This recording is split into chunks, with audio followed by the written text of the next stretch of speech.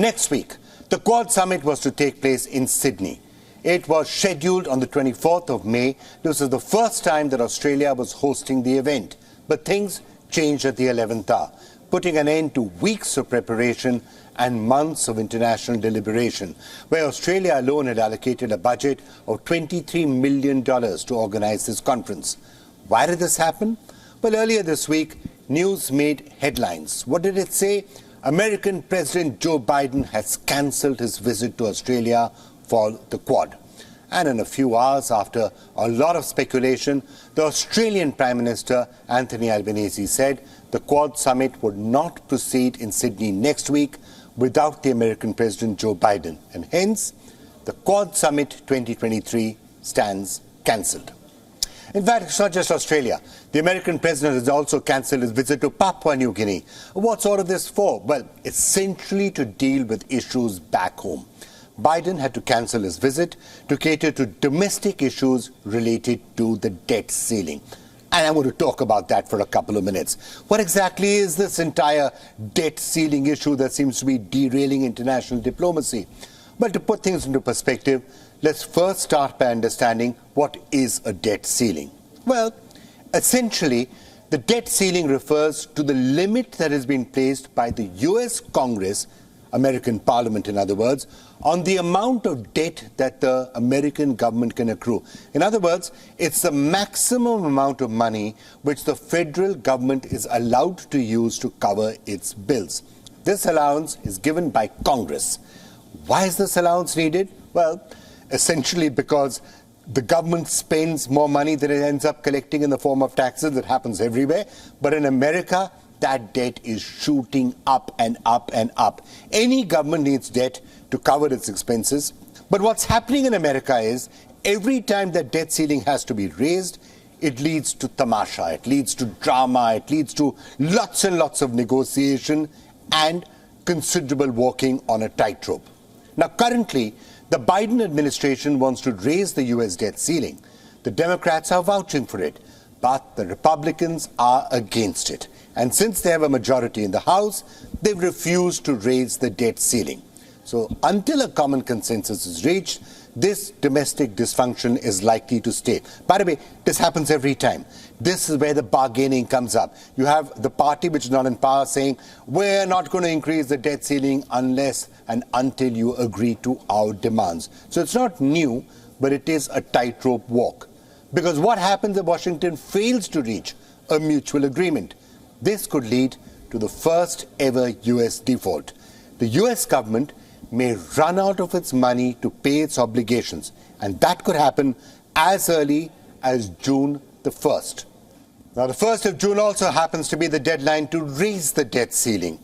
If nothing is sorted out, then America could hit a constitutional crisis. It could have obviously suffered a massive financial and economic loss. America's gross domestic product would drop by 4%. Even a brief default could lead to a loss of 2 million jobs. Overall, a default could push for higher borrowing costs.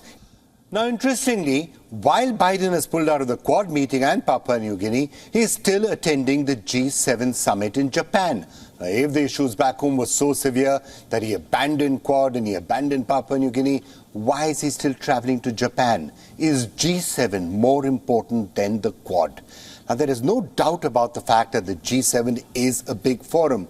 But Quad has its own significance, especially with Washington and Beijing and their growing differences. So the cancellation of the Quad does send a certain message, and it doesn't necessarily bode very well for the Indo-Pacific.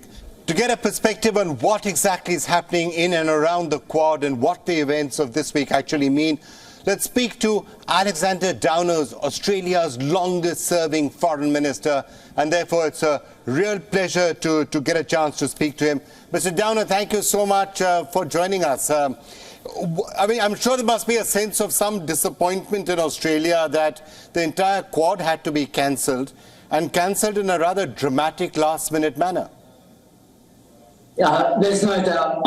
There's no doubt about that. It was very disappointing that President Biden decided to stay in Washington to deal with the budget deadlock that they have there, and then, of course, the other leaders, with the exception of Prime Minister Modi, were not going to come to Australia. So, look, for the Quad, this is a setback.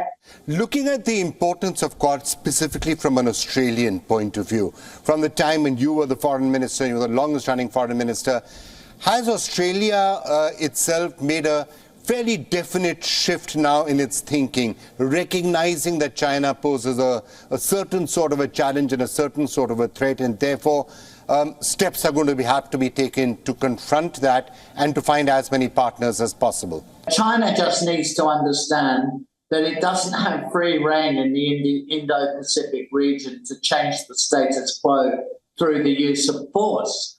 And that the Indo-Pacific needs to be a zone of peace, an area of peaceful coexistence and common exchange. So I think the Quad is a really important message that we send to China, but more broadly to the world. If you just look at a map of the Indian Ocean and this entire part of the world, it's very clear how defense cooperation could actually be happening between India and Australia. I mean, if you look at there's the Andaman Islands, which is obviously Indian, and then you've got Christmas Island and others which are Australian down there. If India and Australia were to work in a very strategic manner, they'd pretty much be controlling the entire access to the Indian Ocean.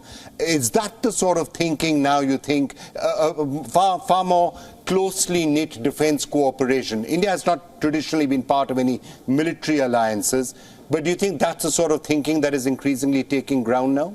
You quite rightly point to the geographical significance of our two countries to the Indian Ocean.